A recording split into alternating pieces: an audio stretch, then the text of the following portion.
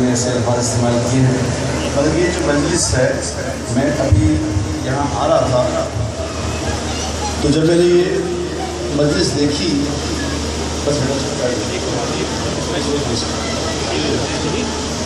جب میں نے یہ مجلس دیکھی اور علماء کرام کو دیکھا تو مجھے یقین کرے تو شرمندگی ہوئی، لیکن میں تو اس قابل نہیں ہوں، بڑے لوگوں کی بہترین ہے، ہماری تو کوئی حیثیت نہیں، یہ تو اللہ کا فضل ہے، اس کی مہربانی ہے کہ اس نے اپنی بات کرنے کی توفیق عطا فرمائی ہے اور اس نے اپنے فضل سے اپنے دین کے لیے قبول فرمایا ہے، یہ اس کی مہربانی ہے، ورنہ آپ یقین کریں میں اس خوبصورت مجلس کے لائق نہیں ہوں، میری اتنی حیثیت نہیں، اللہ ان کو بہت جدا دے، انہوں نے مجھے یہاں موقع دیا ہے۔ ابھی میں ایک بھائی نعت سن رہا تھا بیٹھے پیچھے، کیا خوبصورت نعت پڑھ رہے تھے، ماشاء اللہ، دل تر و تازہ کر دیا، اللہ ان کو جزائے خیر دے، بڑا مزہ آ رہا تھا مجھے، میں کہ یہ اللہ کے نبی کی پاکی بیان کر رہا ہے، اللہ کے نبی کی پاکی بیان کر رہا ہے، اللہ کی پاکی بیان کرنا اور اللہ کے رسول کی پاکی بیان کرنا، یہ خوش نصیب زبانیں ہیں جن کو اللہ نے اپنے اور اپنے حبیب کی عظمت بیان کرنے کے لیے چنا ہے، یہ بڑے کرم کے ہیں فیصلے، یہ بڑے نصیب کی بات ہے۔ میں بھی سوچ رہا تھا کہ یہ میرا بھائی اللہ کے نبی کی شان بیان کرتا ہے، لیکن پھر سوچ رہا تھا کہ اللہ کے نبی کی شان کون بیان کر سکتا ہے؟ کوئی ایسی زبان بنی نہیں جو ان کی شان کے مطابق ان کی شان بیان کرتا ہے، کہ جس کی شان اللہ خود بیان کرتا ہے۔ ایک ہی ہستی ہے جس کی شان اللہ خود بیان کرتا ہے، اِنَّا أَعْطَيْنَاكَ الْكَوْثَرَ فَصَلِّ لِرَبِّكَ وَانْحَرْ إِنَّ شَانِئَكَ هُوَ الْأَبْتَرُ وَالضُّحَىٰ وَاللَّيْلِ إِذَا سَجَىٰ مَا وَدَّعَكَ رَبُّكَ وَمَا قَلَىٰ۔ یہ وہ نعت ہے جو اللہ نے پڑھی اپنے حبیب، تو جس کی نعت اللہ پڑھے اس کی شان کون بیان کرے گا؟ وہ تھے جناب رسول اللہ صلی اللہ علیہ وسلم، تو وہ تھے کہ ہماری دادی جان امی آمنہ کے جب پیٹ میں حضور تشریف لائے، تو امی آمنہ جب جاتی تھی طواف کے لیے تو لوگوں نے آ کے دادا جان سے شکایت کی، عبد المطلب سے شکایت کی۔ کیا شکایت کی؟ انہوں نے کہا کہ یہ عبد المطلب تیری بہو خوشبو لگانے لگی ہے، تو یہ مناسب نہیں لگتا کہ عورتیں خوشبو لگاتی ہیں، تو اس کو منع کرو، یہ خوشبو لگا کے نہ آیا۔ تو حضرت عبد المطلب نے ہماری دادی جان، بڑی امی جان جو حضور اکرم صلی اللہ علیہ وسلم کی والدہ ماجدہ، ان سے یہ فرمایا کہ بیٹا تو خوشبو نہ لگایا، اس کی شکایت آئی۔ انہوں نے کہا ابا جان میں نے تو خوشبو نہیں لگائی، میں تو کبھی خوشبو نہیں لگائی، لیکن جب سے کوئی چیز میرے پیٹ میں آئی ہے میری تھوک بھی خوشبو آتی ہوگی، میں تھوکتی ہوں تو خوشبو آتی ہے، مجھے نہیں پتا کہ خوشبو کس چیز کی ہے۔ ابھی حضور تشریف لائے تھے کہ خوشبوئیں جہان میں پھیل گئی، جب حضور تشریف لے آئے تو پوری کائنات روشن ہو گئی، پوری کائنات میں چراغاں ہو گئی، پوری کائنات میں خوشیاں بنائی گئی، ہر مخلوق نے خوشیاں بنائی، حتیٰ کہ سمندر کی مچھلیوں نے ایک سمندر کی مچھلیوں نے دوسرے سمندر کی مچھلیوں لگے مبارکباد دی کہ کائنات کا دل آ گیا۔ جس ذات کو اللہ نے یہاں مبعوث فرمایا، میں سمجھتا ہوں کہ اللہ نے جو ہم پہ بے حد و حساب احسانات فرمائے ہیں، سب سے بڑا ہمارے اوپر احسان یہ ہے کہ ہم مسلمان ہیں، ہم نے لا الہ الا اللہ محمد الرسول اللہ پڑھا ہے، یہ اللہ کا سب سے بڑا ہم پہ فضل ہے۔ کیوں کہ جس نے کلمہ پڑھا ہے ابھی اس کو یہ فضل سمجھ نہیں آ رہا ہے، ابھی تو یقین کرو ہماری کم نصیبی ہے کہ ہم غیر مسلموں کو عزت والا کہہ رہے ہوتے ہیں، اپنے مسلمانوں کو کہہ رہے ہوتے ہیں کہ تمہاری کیا زندگی ہے، جاؤ جا کے دیکھو یورپ میں لوگوں کی زندگی، امریکہ میں لوگوں کی زندگی دیکھو، وہ کیسے لوگ ہیں، وہ ایسے لوگ ہیں، وہ ان کی تعریفیں کر رہے ہوتے ہیں اور مسلمان کی بد تعریفی کر رہے ہوتے ہیں۔ یہ کم عقل لوگ ہیں. وہ تو پتہ چلے گا کلمہ کیا تھا جب جنت والے جنت میں چلے جائیں گے اور جہنم والے جہنم میں چلے جائیں گے. تو جہنم میں جہاں کفار ہوں گے وہاں مسلمان بھی ہوں گے, جنہوں نے گناہ کیے ہیں مسلمان بھی ہوں گے. تو وہ کفار تانا دیں گے مسلمانوں کو, ان کو تانا ماریں گے, کیا فائدہ دیا تمہیں کلمے نے, تم دنیا میں مسلمان بنے ہوئے تھے, کیا فائدہ ملا تمہیں اس سے, ہم بھی جہنم میں تم بھی جہنم میں. تو اللہ جل شانہ ان کا یہ تانا سنیں گے. ان کا تانا سن کے جبرائیل علیہ السلام سے فرمائیں گے, جبرائیل جاؤ آج جہنم سے ہر اس شخص کو نکال لو جس نے زندگی میں ایک دفعہ بھی لا الہ الا اللہ محمد رسول اللہ پڑھا, یا کبھی مجھ سے ڈرا, یا اس کے کبھی دل میں میرا خیال آیا. اس حدیث کا یہ جو یہ مفہوم ہے نا, کبھی مجھ سے ڈرا, کلمہ نہیں پڑھا مگر مجھ سے ڈرا, یا دل میں کبھی خیال آیا, اس بات کو تسلی ہوتی ہے کہ بے شک اللہ تبارک و تعالیٰ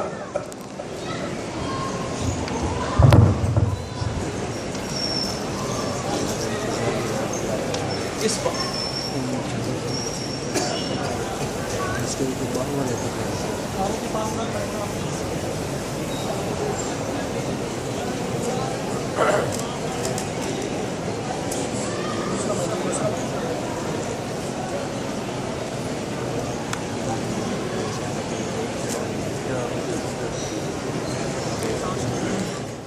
صلی اللہ علیہ وسلم نے جو فرمایا وہ حق اور سچ ہے.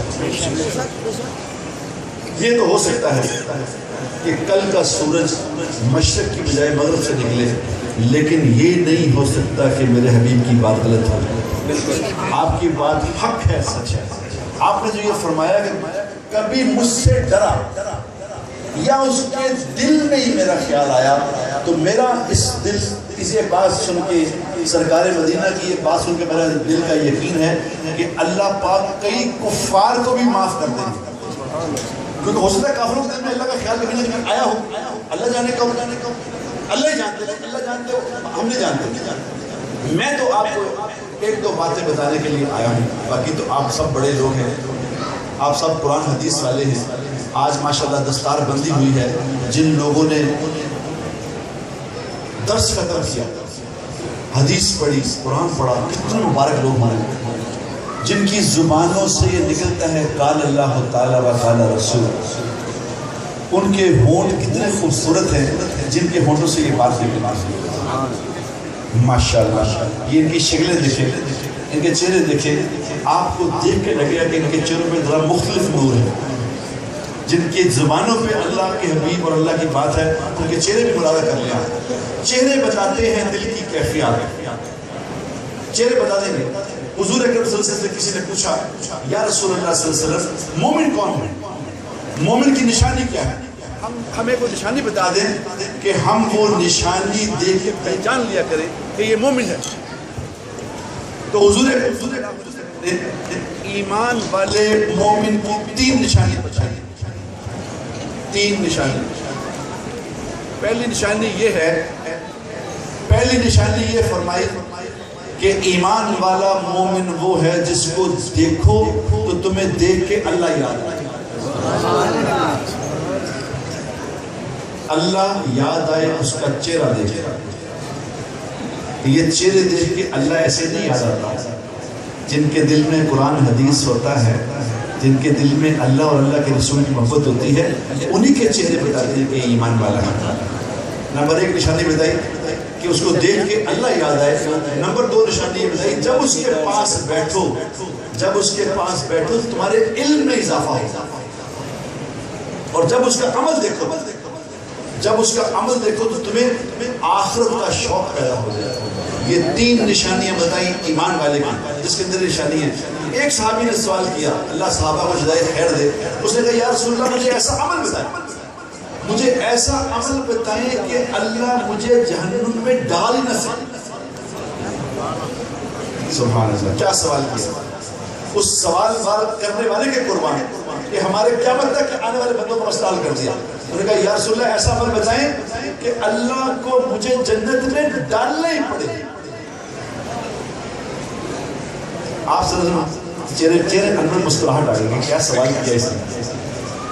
ایک کہتا کہ یا رسول اللہ ایسا عمل بتائیں اللہ میں جنت میں بھیج دے، سمجھ آتی ہے بات. نہیں، مجھے ایسا عمل بتائیں کہ اللہ کو جنت میں بھیجنا ہی پڑے. آپ نے فرمایا دو عمل سیکھ لو، اللہ تمہیں جہنم میں ڈال نہیں سکے گا، جنت میں ڈالنا پڑے گا. ایک تو اپنی زبان سے میٹھا بولنا سیکھنا. ابھی ہمارا بھائی کہہ رہا تھا نا کہ جنہ میٹھا بول ہے اتنا ہی سبحان اللہ کہو. میٹھا بول کیا ہوتا ہے میرے دوستو؟ میٹھا بول وہ ہوتا ہے جو کسی کے دل پہ کوئی خراش نہ ڈالے، جس کو سن کے دل پہ ٹھنڈی پڑ جائے.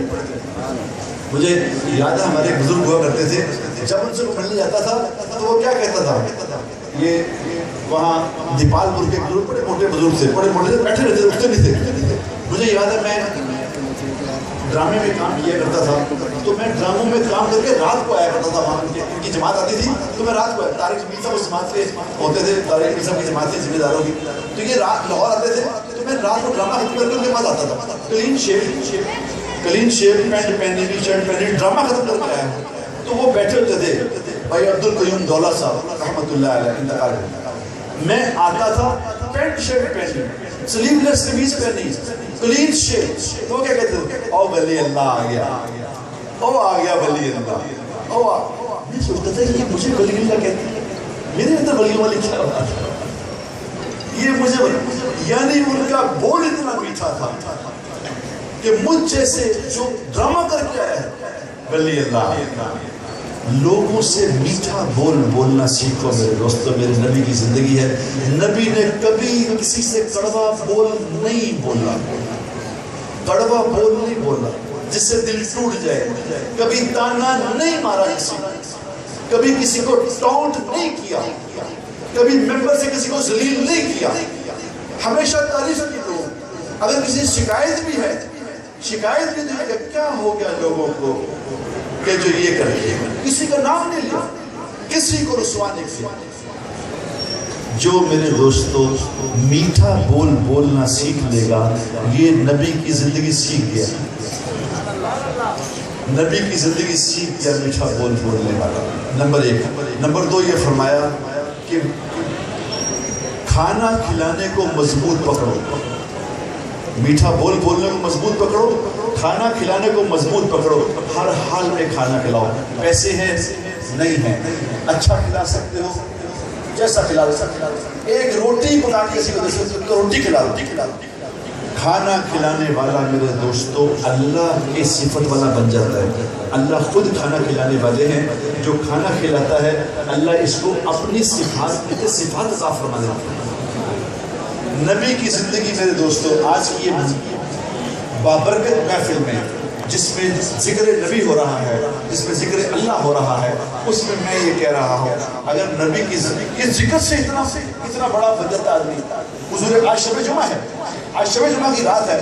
حضور اکرم صلی اللہ علیہ وسلم نے ارشاد کا مفہوم ہے جو شب جمعہ کی رات اور کل جمعے کے دن مغرب تک، آج مغرب سے لے کے کل مغرب تک جو مجھ پہ 1000 دفعہ درود پڑے گا، چاہے صلی اللہ علیہ وسلم، یہ بھی درود ہے، جو 1000 دفعہ مجھ پہ درود بھیجے گا شب جمعہ والے دن، جمعہ والے دن، وہ یہ بات سن لے اس کو موت نہیں آئے گی جب تک اللہ جنت میں اس کا گھر نہیں دکھا دے. سبحان اللہ.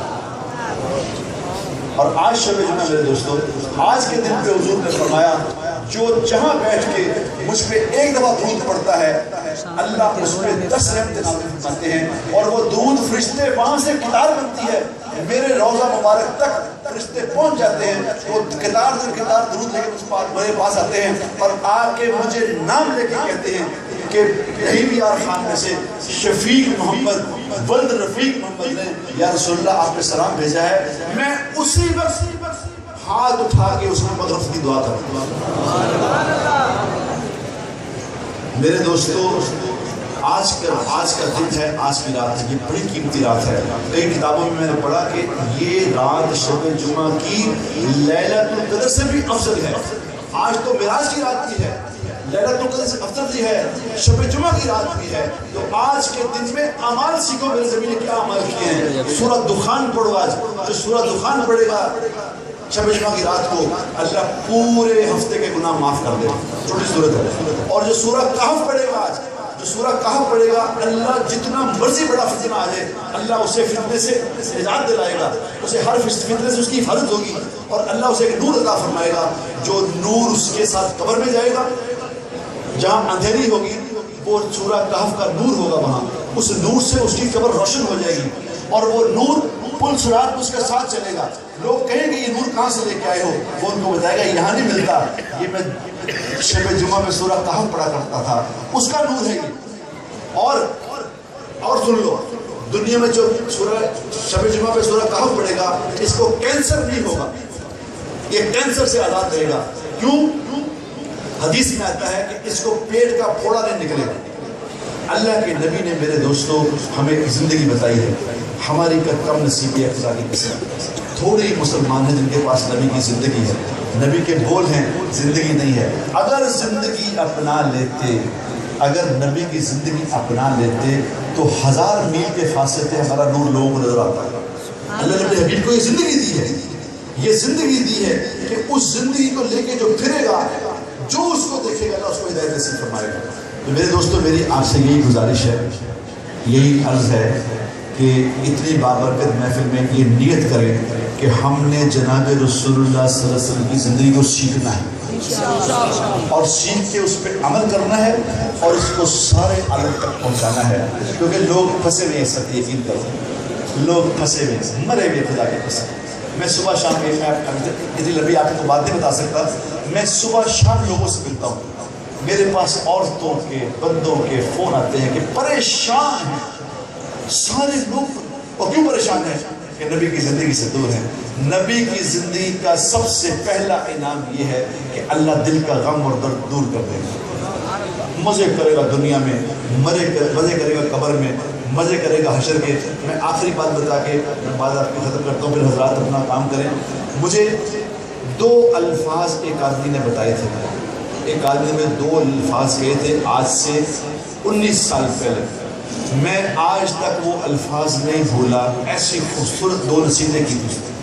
ہمارے محلے میں رہا کرتا تھا سید انور، یہ کرکٹ والا سید انور، یہ میری سامنے والی گلی میں رہتا تھا، میں اس کے پاس جایا کرتا گشت کرنے، تو یہ اندر سے کہہ دیا کرتا تھا کہ انہوں کہہ دیں نہیں مولوی آئے ہیں، مولوی نمبر کر دو۔